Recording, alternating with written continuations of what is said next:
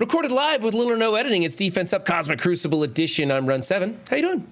Today we had Prplestiky and Pathfinder Gaming helping me go over some of these teams. Now these teams aren't anything new or exciting except for maybe team number 5. We're going to talk about the Masters of Evil there and how that plays out. If I make any mistakes, be sure to send your messaging to Prplestiky or Pathfinder Gaming, as they are the ones who give me all of my advice. I don't think for myself. I am simply a tool who pushes buttons.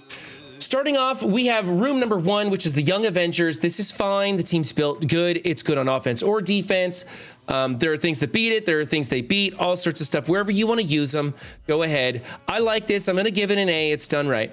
Team number 2 is the Death Seed team. I like using them on offense right now. I think they come in pretty handy, but this team has a few specific counters that kind of go into it. So depending on how you're fleshing out your defense, if you're going with a heavier defense, you may want to use them on defense and then just think about, okay, what beats them? You know, Infinity Watch, of course, is the primary counter to this team. So you're going to want to have other stuff on your defense that calls for an Infinity Watch counter. Beast in the middle for Cosmic Crucible. That's right, because he's a target, and the Infinity Watch, people like to start off with the alt on Nebula, and it could chain either way. So put him in the middle. I usually just go with the special when I see him not to the corner. I would like to see a slight placement change, which is Nemesis to the outside. I think Magneto is on the outside because he's a little bit smaller, but I think it's okay at this point in time. Let's put Nemesis to the outside. So it's Archangel, Beast, Nemesis in that front row with the less important characters in the back. I'm not even going to dock you for that because of the power differential, and you're just trying to keep your people off to the side there. So I'm still going to give this one an A. Looks pretty good to me. And then in room 3, we have the Gamma team. The thing that we don't like about this is that there's no strikers, and we really need to either commit to going full healer or use their native ISOs. And so Prplestiky and Pathfinder both agree that the Green Hulk should probably be changed to a striker. With the vulnerables that are going out on the field, he'll benefit from that. Otherwise, switch over Abomination and She-Hulk to healers, and you can leave your Red Hulk as a raider. That way he is still critting and laying out vulnerables that they can get some more damage off of, never absorbing those. But we think probably the best way to go here to change the least and spend the least is by changing just Green Hulk to a striker on that team. Otherwise, your placement's great. You're not taking advantage of portable shield device, but honestly, we're finding that that room bonus isn't all that great anyways. So I'm going to go A- on this team. Decide what you want to do there. You haven't wasted any ISOs because all of these ISO choices can be used elsewhere. Team number 4 is the Unlimited. Everything is fine here except for the placement. We are moving Gambit next to Rogue. It makes the Gamma counter much more tricky to go into. You have to usually punch down a little bit more into this team when you use Gamma into them. The Resurrection Protocols is proving ineffectual. It's just one more tap to take this team out, so it's not really a big deal. But let's get a placement change on Gambit, and then I can give you the A as is. It's A-. All right, Creeping Spiders. This is the kind of the new stuff that's coming out. We've got Masters of Evil. We want a placement change with Absorbing Man off to the side because he is a pre-taunting tank.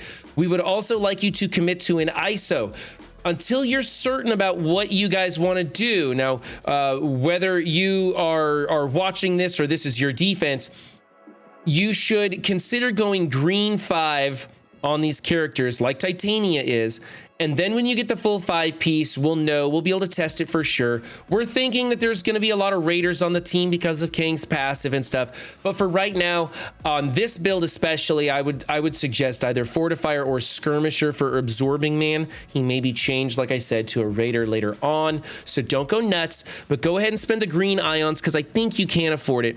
By the way, this is Miracle Meets defense. They're coming in at 28 million doing Plat 2 in Cosmic Crucible, so that's kind of shows you where they're at. I think Ultron as a striker is what a lot of people already had him at, so I'm leaving mine as a striker. I think that's fine. Like I said, later, maybe we'll consider making some changes to the Masters of Evil. However, this team as a whole isn't really doing anything. This is an SA Kestrel team. It's going to get blown up pretty easily. It's not crazy good. The power levels on Absorbing Man, I mean, we just need more stars on him, right? That's really what needs to happen there. A tank's got to be able to tank, and he's not going to. I do like the Skirmisher Striker combo on the Underworld members, but you might consider just running either an Underworld defense or offense. or trying to find something else that synergizes with MoE a little bit better. I don't think this is doing anything amazing. It's new. People might get caught up in it, but honestly, you're probably better off just going with a Tangled Web with Emma and Red Guardian, or a Tangled Web with Squirrel Girl and Miss Marvel in 5. That's kind of what the supreme defenses are right now. All in all, it's okay, but with the tweaks that we need, I'm going to give this one a B-. I'm not really excited with this composition. And finally, in room 6, we have Vibranium Tuning. Of course, it's the Wakandans. The things that we noticed here is that there's Fortifier on Shuri. Now, I like running Healer on Shuri. The guy said that Fortifier is okay. There's no need to change it. I think the Healer is probably the superior choice, but what do I know? And we have Killmonger as a striker. Now, he's still getting the combo damage off of Okoye, so that's okay. But his kit is really fleshed out to do Raider stuff. I think Raider's the better choice, but rather than spending the ISOs on switching Killmonger over to a Raider, you should consider putting in either Nakia or M'Baku. M'Baku as a striker works really well. If you already built him as a fortifier, that's fine, leave him as a fortifier. But if you have a comparable M'Baku, he would probably be better off replacing Killmonger at this time. Like, making this team real stubborn with taunts kind of seems to be more effective right now than just going for that full power defense where you're just kind of blowing up fast. I mean, we thought that's the way it would go, but the Darkhold team is able to resist all that. So it's kind of better just to hold out, hope that the team can heal themselves up and last with those taunts.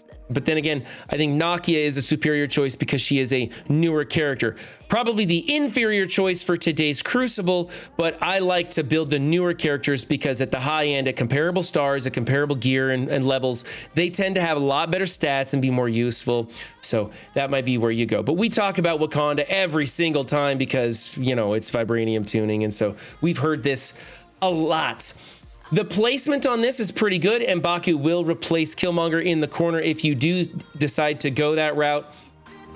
All in all, it's not too shabby. I think that the Raider ISO would be a better choice on Killmonger, so I am going to go A- on this team. I don't think the Fortifier on Shuri is a big deal. You can go either way with that one. But if you're thinking about buying or pushing real hard for high stars on MoE or whatever, I think you should. Maybe not spend money on it, but you should definitely push for this team. I think Masters of Evil will be a good team, especially in Crucible. There isn't anything that really debilitates them or makes them advantageous for this Crucible. They're just good, or they will be once the whole team is out. We kind of know this as a fact.